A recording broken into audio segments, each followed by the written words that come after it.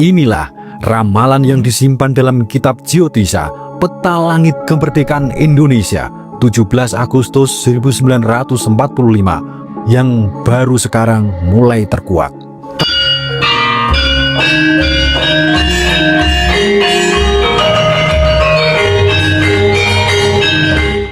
Assalamualaikum warahmatullahi wabarakatuh.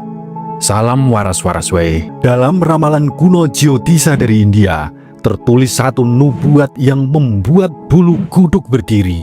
Indonesia, negeri Jamrud Khatulistiwa ini akan menghadapi badai besar. Krisis global akan mengguncang dunia, ekonomi hancur, negara-negara kuat pun tumbang satu persatu. Sebelum kita bedah satu persatu, silahkan tulis doa dan harapan kita semua untuk negeri ini. Dan bagi sedulur yang muslim, jangan lupa tulis sholawat. Semoga doa-doa kita semua terkabul. Inilah ramalan yang disimpan dalam kitab Jyotisa, peta langit kemerdekaan Indonesia 17 Agustus 1945 yang baru sekarang mulai terkuak. Tahun 2024 sampai 2026, dunia akan masuk masa paling kelam. Ekonomi rontok, politik dunia bergejolak, perang, kudeta, kejatuhan mata uang besar, semua itu diprediksi terjadi. Tapi anehnya, dalam peta langit Indonesia ada kekuatan gaib yang menjaga. Indonesia tidak akan tumbang. Bahkan di saat negara lain kocar-kacir, kita justru ditempa jadi baja.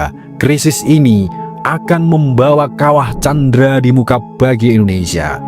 Setelah badai, datanglah masa emas. Mulai tahun 2027 sampai 2035, Indonesia masuk fase kebangkitan.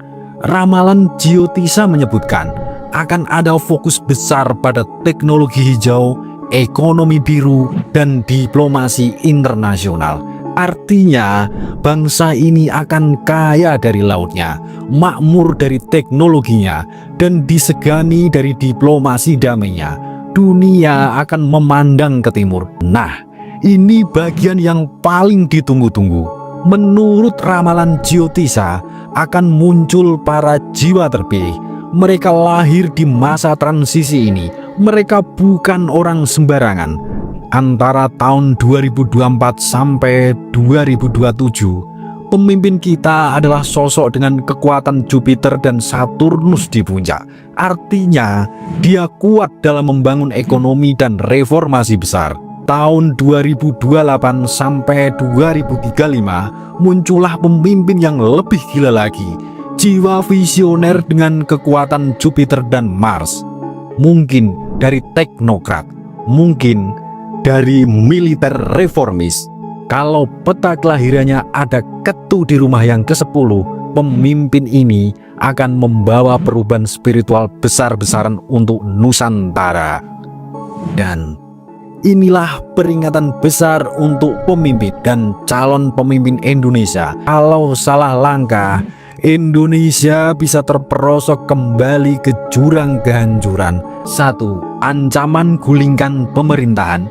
Bahaya pertama, ada kekuatan besar tersembunyi ingin menggulingkan pemerintahan yang sah. Mereka akan membuat kerusuhan, menciptakan asap tebal, bahkan menimbulkan korban jiwa. Ekonomi global makin parah, inflasi meledak. Jika pemimpin lengah, negara bisa kacau balau.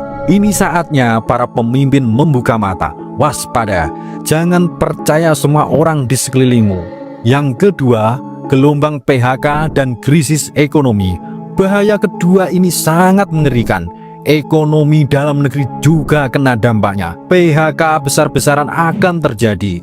Banyak pabrik gulung tikar, dagang pun makin sulit. Banyak yang kolaps. Kalau Anda masih punya pekerjaan hari ini, pegang erat-erat. Karena sebentar lagi, cari kerja lebih susah daripada cari air di padang pasir. Yang ketiga, asap kerusuhan dan rusuh massal. Bahaya ketiga, ramalan melihat asap-asap besar di langit Indonesia. Para spiritualis, para pamengku spiritual sudah melihat tanda-tanda ini. Bisa jadi itu kerusuhan, Bisa jadi itu sabotase, seperti bayangan tahun 1998, tapi kali ini lebih licik, lebih terencana. Tapi jangan takut, ada kekuatan gaib yang melindungi para pemimpin dalam negeri ini. Walau serangan terus datang, dengan doa rakyat dan restu leluhur, pemimpin kita akan bertahan. Yang keempat, adu domba ras dan agama. Bahaya keempat ini makin gila. Politik adu domba, isu agama, ras, suku, semuanya dimainkan.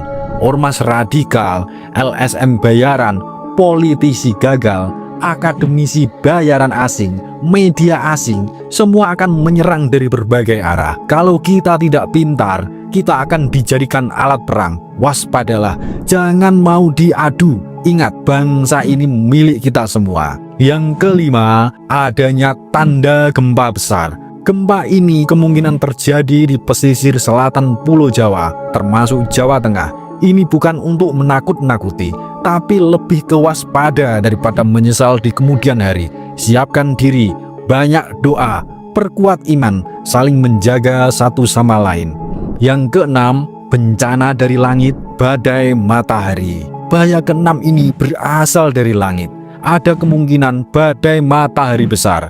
Kalau ini terjadi, internet mati, komunikasi terputus.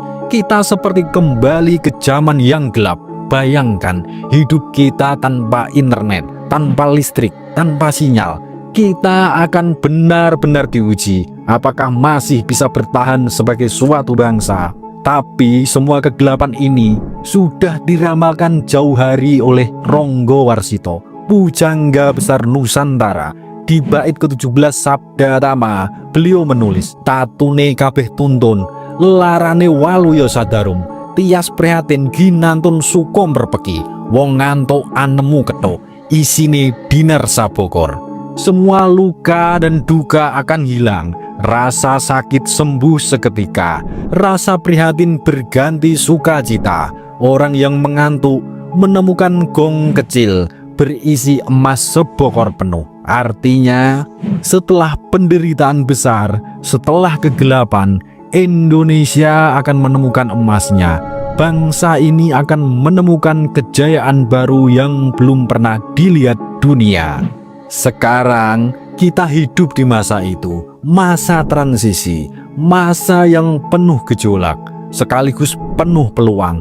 Tugas kita sekarang adalah jangan takut, tingkatkan iman, jaga persatuan. Mari sama-sama kita rakyat Indonesia dan para pamengku spiritual Nusantara yang mewarisi ilmu-ilmu leluhur berdoa untuk para pemimpin kita dan para jiwa-jiwa terpilih pilihan leluhur Nusantara yang akan membawa kebangkitan Indonesia menuju masa kejayaan.